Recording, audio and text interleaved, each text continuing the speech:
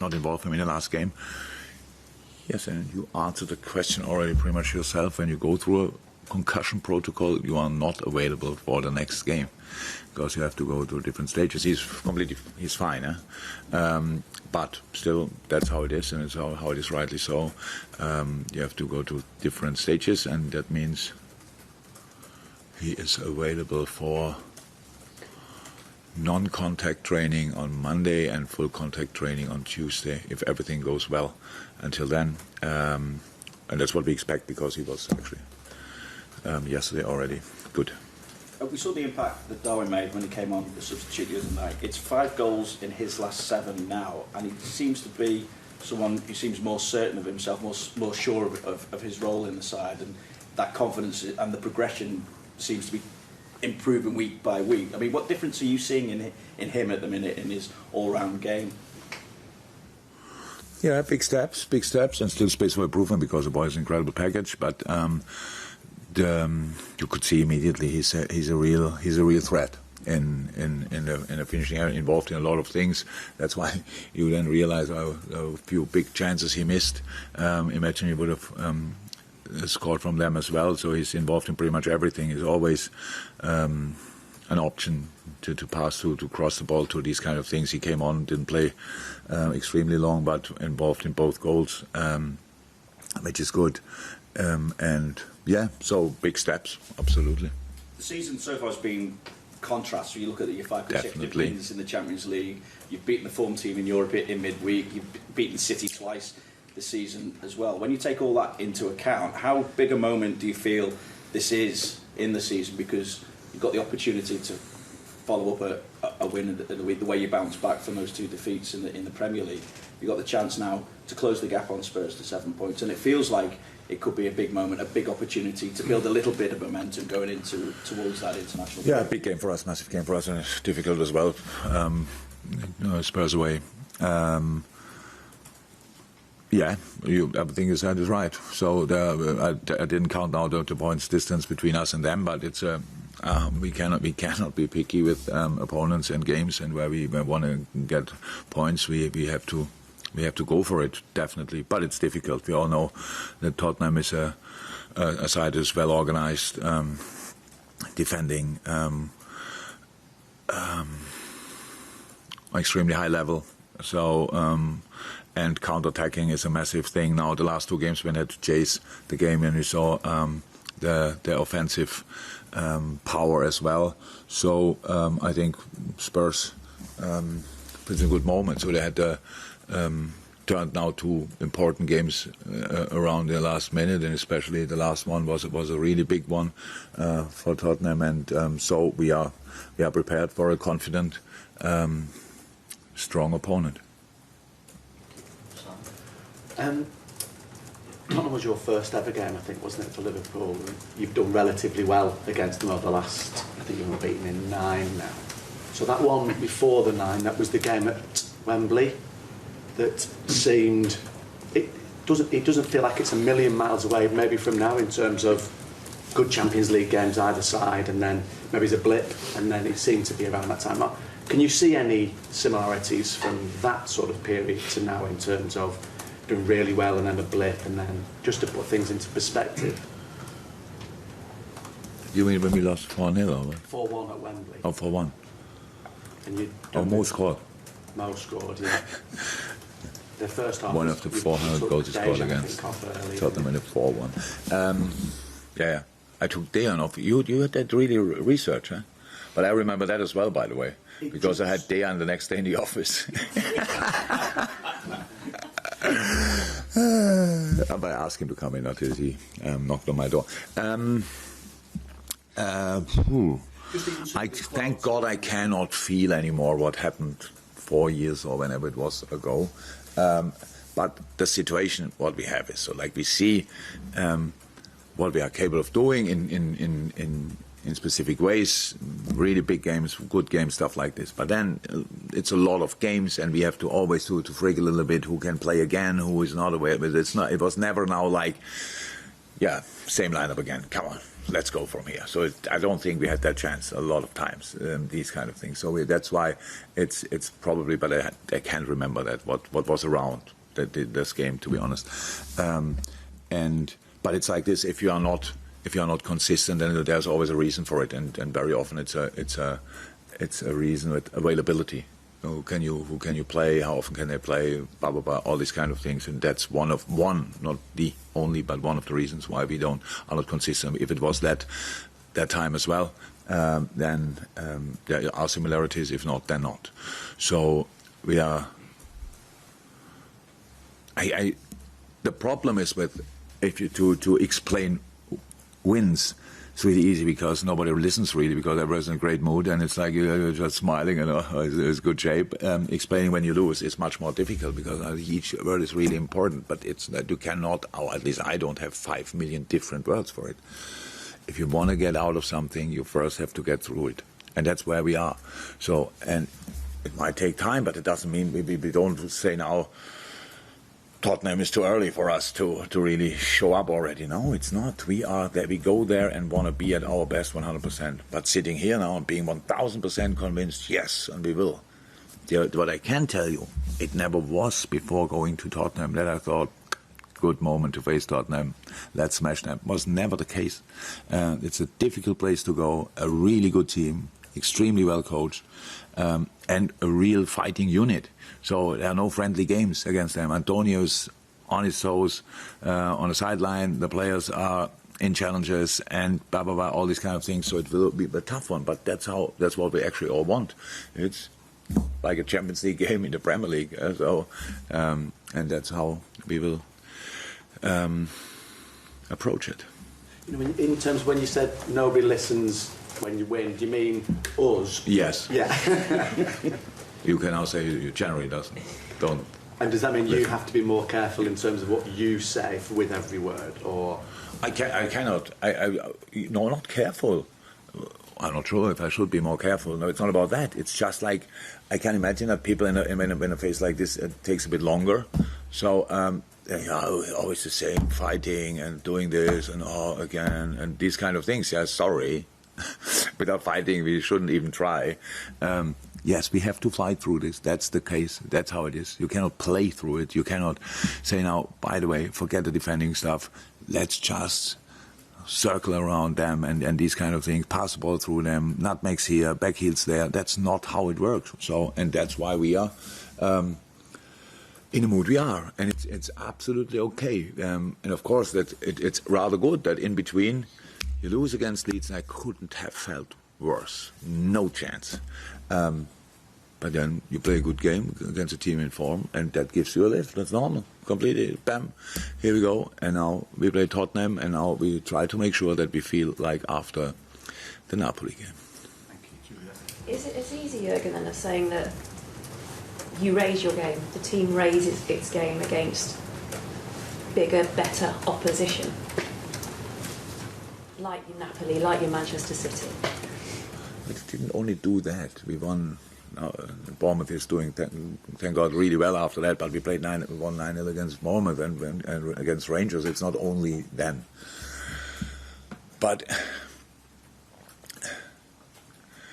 our problem, why we changed systems and why we did all these kind of things, is one is the availability of players. The other thing is like we were not as solid defensively as we used to be. So, and you can always point the finger in the things you don't do well and say, okay, this was not good, we have to improve this, we have to improve that. Or you give them a completely new textbook. So and that's what we tried with changing the system. So now it's not about how did we last game, so it's like a new chapter. Okay, in this system we do it like this. You don't compare it with the last one. So like a positive start and to make sure to help the boys, because that's actually my main job, to help the boys to do what they do in the most confident way and manner. And that's why we did that. And because our problem in these moments was defending, actually, as a team, as a unit. And that's why I said now the last game, we defended Napoli extremely well, a football-playing side. But we closed exactly right gaps. Everybody was involved. chasing from the back. Our counter press was really good. We had a high last line. That means we were high up in midfield, so we really could be around these situations, the football things. And that's why it's not the system gave us opportunity to defend better. No, we defended in a system better in which we didn't defend that well 5-6 weeks ago, since we played it last time. And that's it. We have to defend on an incredibly high level. And then sometimes... and now the big challenge, obviously, even if we defend really well, we have to attack as well. And now against Tottenham, counter attacks are a real threat, a real strength of them. And so you need to be well protected, all these kind of things. So it's not that you can close in football one door or solve one problem relatively likely. It's pretty likely that you open another problem in that moment, another gap in football, and these kind of things. And that's why we are trying. And with all the things we know about football, in the end you have to play the game. And the next game is Tottenham, and I'm looking forward to it. You're welcome. Hi, Jürgen. Hi. Different competition, I know, but how much of a step forward was that defensively to get a clean sheet against Napoli? I know in some terms it was a dead rubber. But in terms of... This game didn't look for a second like a dead rubber. No, I mean, in solving the defensive difficulties that you've had from the start of the season. No, it's margins. It's margins. We didn't concede a goal in that game for, what was it, an armpit? Yeah. So, look, that's how it is. It's the difference between not conceding is sometimes armpit. So that's how it is. I don't know. It's not that I think we defended in the best possible way, but it was a set piece. All the rest, when you considering how good Napoli is in this moment in time, how easy it looks in moments when they play. This is the analysis of Napoli was a pure joy from a football point of view, because everything they do works out in the moment. It's crazy the way they score goals, where they score the goals, the minute, and highest tempo, all these kind of things. So, and the challenge was to deny that, and we did that. We did that in a really good way. So that's good, obviously. But it's no news to me that we can do that. So we just have to do it again. So that's how it is. And again, and again, and again. That's how it is. But it's a different game. Napoli is offensively orientated team. At Tottenham, it's not 100% clear how they will get into this game. Okay, it's a home game. And last two games, when they had to chase it, was an obvious change of approach. Before that, it was rather well organized and a bit deeper defending and going for counter-attack. So we have to expect pretty much both. But one will be sure, when we have the ball, they will be really compact and will be really difficult to play against. That's clear, with a 5-3-2 maybe. And that's the challenge now. You cannot compare it. And yes, it's important that we did it. Of course, it's important. And again, the game didn't look like for a second like a dead rubber. Both teams really went for it. It was really intense, and that's what I liked about it, because it could have been a boring 0-0, and even as long as it was 0-0, it was not boring. How much of a step forward was midweek for Fabinho? Because for somebody who, by his very own high standards, has struggled this season, and it's something that's difficult to work out. It's absolutely good. The game was a clear sign of Fabinho, how we know him. Was a good game, but we defended in all positions on a different level to the week before, and so. Yes, but it was good. Felt good. For him, very important to realize that that's possible as well, and it was a good start in the right direction. Thank you. Hi, can I just go back to the circumstances of Milner's injury? Concussion is obviously a major thing in all sport now, and you've had experience of it with Karius in the Champions League final. Just wondering how you think how it can be dealt with differently when it happens on the pitch, because there's been a couple of instances recently where there's been criticism of how clubs have maybe handled it. I'm not saying in this instance, but No. obviously it's difficult. It's not that easy because you need two sources. One is the doctor, one is the patient. That's how it always is. I'm not sure anybody of you had already a concussion. I had it once or twice in my life, and I feel different, and or they felt different, and for me it was clear. He got a real check on the pitch. It was fine. In the first place when it happened, went in the dressing room with our meeting. Millie was completely fine. I spoke yesterday to him. I thought it's 100% okay, and came out. Now after calming down, came out and the flat light, like whoop, what's going on here? So and then he realized, and that's then obviously the most important source that the player realized. That's not good. So we have to stop. That was more when we stopped, when he sat down and we took him off, obviously. So I don't think it can be really dealt differently with it, because usually the doctor gets on the pitch, and if the doctor, and doctors are like this, if they feel, oh hey, he's not all right, then it's immediately gone. There's no chance for the player to say, no, I'm fine, but if you count my fingers or whatever tests they are doing. So everybody takes it really seriously. Really seriously. Nobody wants to push a player through with a concussion and think, yeah, that's an old. What was that with Mr. Klopp? Was it him or another coach when I played? How is he? He got a knock. He doesn't know who he is. Tell him he's Pelé and send him back. It's a good joke, but we don't do that nowadays anymore. Yeah. Was he Klopp? Many people have said that. Yeah? Oh, okay, it's a good one. Yeah, that's it. We really take it seriously. That's definitely the case, and it was the first moment that everybody knew, and especially Millie knew, okay, that's it, and here we stop. I guess that highlights the difficulties of diagnosing concussion, because you don't know when it's going to kick in. Obviously, there's quite a gap between him getting the blow and then feeling the effects, and there's been talk of sort of temporary fixes, like you obviously have access to a concussion substitute, but there's been people sort of suggesting you have a temporary substitute while someone is assessed, and all sorts of ways of getting around it. But is that not a viable option, you think? You've got to work on the basis of the information you have at the time. Yeah, it's in high performance sports on the pitch, surrounded by 30, 40, 50, 60, 70, 80, 90, maybe 100,000 people. I think it's typical enough to do it in a close environment, in a medical praxis. So to figure it out immediately, so you need a few tests probably. So that, how I said, two sources, doctor and player, and everybody takes it seriously. I mean, the player is dizzy, then he's off. First moment, immediately done. And when a doctor has the feeling that he's not right, then he's off. It's the quickest we can do. What shall we do else? What else shall we do? I know when you say now temporary subs, I'm fine with the concussion sub, absolutely fine.